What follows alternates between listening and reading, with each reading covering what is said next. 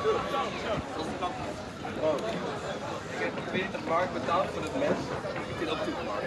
Maar ik ben nu wel voor jou. Als het huisbank wel iets puur dan ja, weer Dat zit hier gewoon.